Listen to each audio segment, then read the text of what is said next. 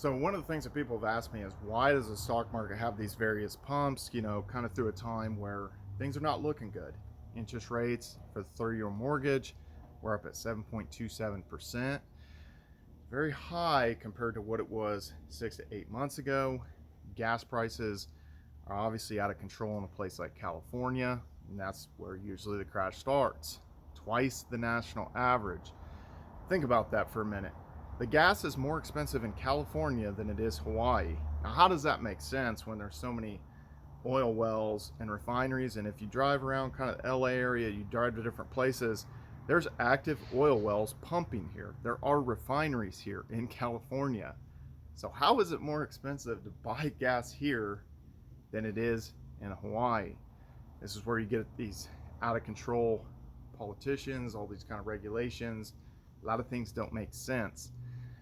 Now, another thing that doesn't make sense is I went through Fillmore, California just yesterday, actually, and I was blown away at some of the new build neighborhoods. You see all these neighborhoods that have been popped up in the last year, year and a half. And for the most part, they were all sold. There were a few houses along one stretch where they weren't sold yet.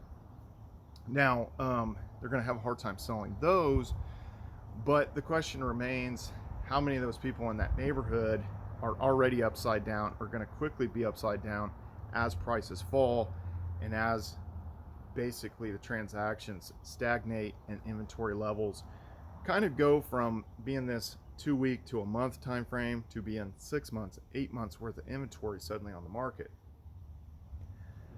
You start to have this trickle effect. People can't afford it.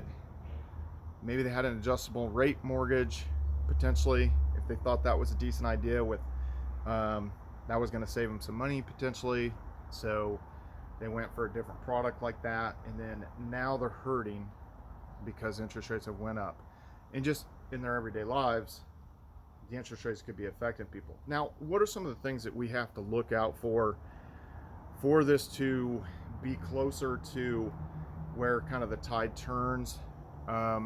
For one, I think that we're going to see CDs at 5%. Right now, you can't get a CD for 5%, certificate of deposit. But as we watch, is if you look at CD rates going back to 2007, as 2007 lingered on, the situation got worse. You could get CDs that weren't jumbo CDs, but just regular CDs for pretty much 5%. I think that we're going to see that kind of thing again, and then people will feel like, well, okay, there's relative strength in the US dollar, maybe I should just put this in a CD and try to ride it out. Now, that 5% isn't going to overcome the inflation that is still present. It's going to be very, very hard to overcome that inflation. And obviously, everybody's somewhat tied together because all these central banks printed egregious amounts of money. But obviously, you guys have probably seen the milkshake theory that when things are going bad, a lot of people gravitate to the US dollar for relative security over some of these other countries. Now, could we end up like Greece or Argentina? I think Argentina has around 100% inflation annually, and pretty crazy.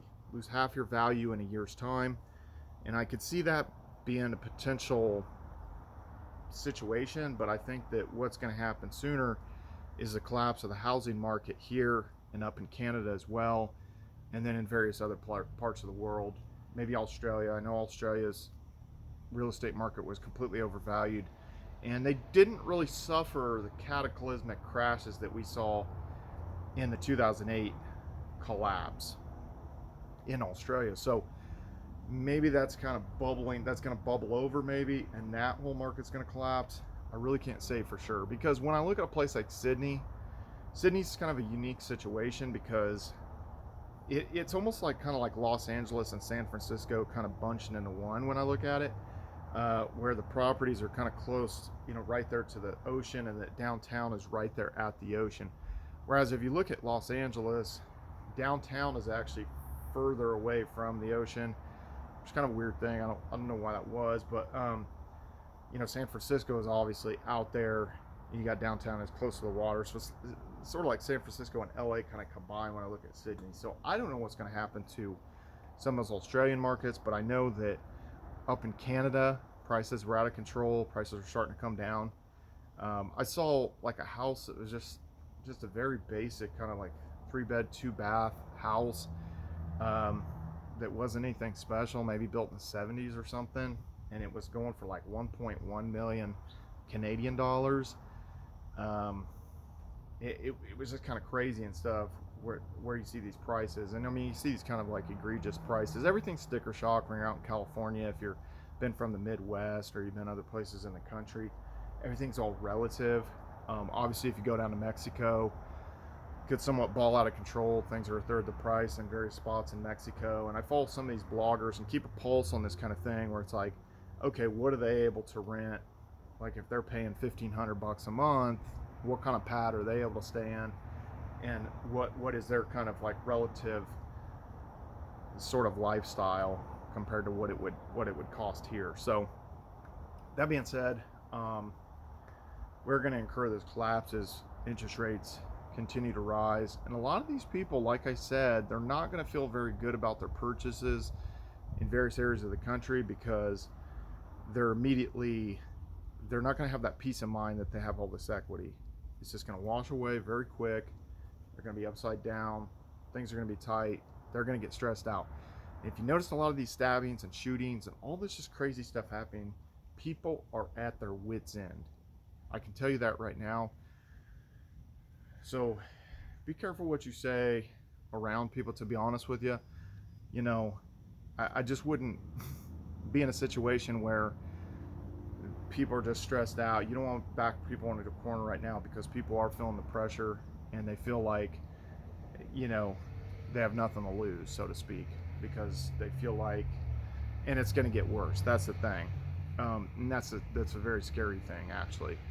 So the way I see this thing playing out is, you have it going from the west to the east, for the most part. But you have this Florida situation. Obviously it got hit by hurricanes, so there's a lot of rebuilding. There's a lot going on there. But a lot of people moved down there. Stuff got overbought in a lot of these places in Florida. And so I think that whole market is going to get flipped upside down. Then you're going to have the situations like Austin, Texas, Phoenix, Arizona, Tucson, Arizona. And then you're going to have, obviously LA area and surrounding stuff. You're going to have, Sacramento, those kind of places as well.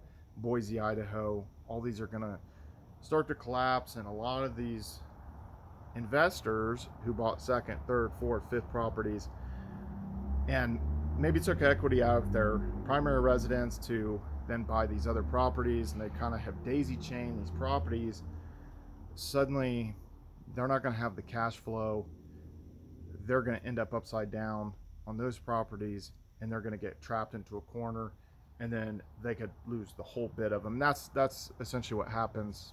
That's what happened last real estate crash, is that people try to do this daisy chain situation to leverage to buy these other properties, buy another property, buy another property, and then it's just gonna poof. So when that starts to happen, it's just like everything just starts to fall. The dominoes just start to fall. And with a lot of these markets, whether it be, which it's going to cause others to implode. I think most people would agree that we have a student loan crisis. Well, what happens when people lose their jobs? Well, they can't pay their student loan, they can't pay their credit cards, they can't pay their car loans. So that's really kind of the first wave is, obviously some of the layoffs and stuff like that, cost of money goes up. There's not as much employment opportunities because they're not able to keep employing these people who really kind of aren't creating that much profitability.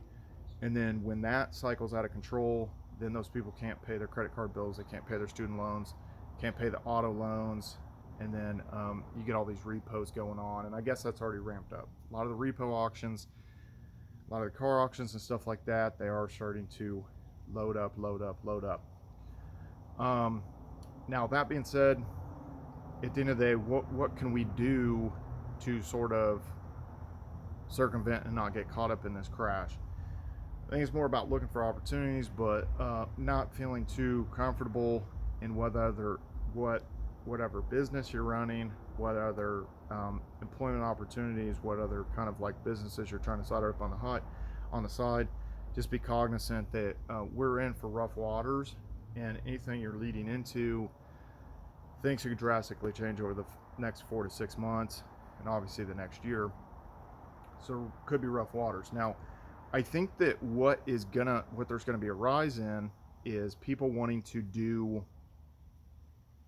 tiny homes. People wanting to. There's gonna be like a gravitation to van life, because people are gonna once again sort of kind of kick this trend of like paying so much for, let's say, the house. People turn against it. Like, people turn against like having like a big house, and they'll just be like, what was I paying for? And then I lost all this money. And they're going to be like, I'm just going to be, whether it be like a homesteader, building a tiny home on a trailer bed, doing van life, all those kind of things. So I think there's going to be a rise in that. So if you could position yourself with kind of van life options, for instance, if you were doing van life builds, and selling those builds, buying up vehicles, restoring them, and creating van life kind of vehicles that people could take. I think there's going to be a resurgence of that, rehabbing some of these old RVs, so on and so forth. I think that there's going to be a rise in the prepper stuff. Last crash, you see a lot of like kind of this apocalypse kind of prepping and stuff like that. That's going to become a big trend. People storing a bunch of food, people buying like food in bulk, all that kind of stuff.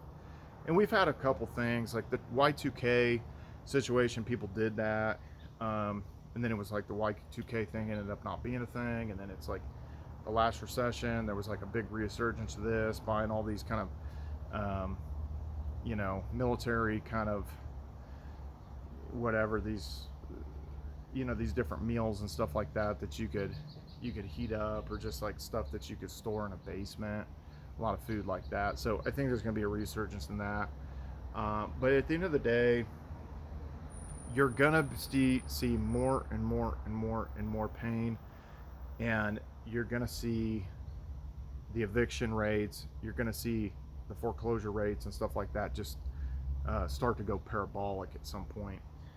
We haven't really kind of ran into that exactly, but it is going to ramp up in the next, I would say the next, definitely like 4 to 6 months. We're going to see that. It's going to hit pretty heavy. So that being said, guys, have you guys seen a bunch of new builds kind of still being completed? A lot of houses that are unsold in whatever part of the country that you're in.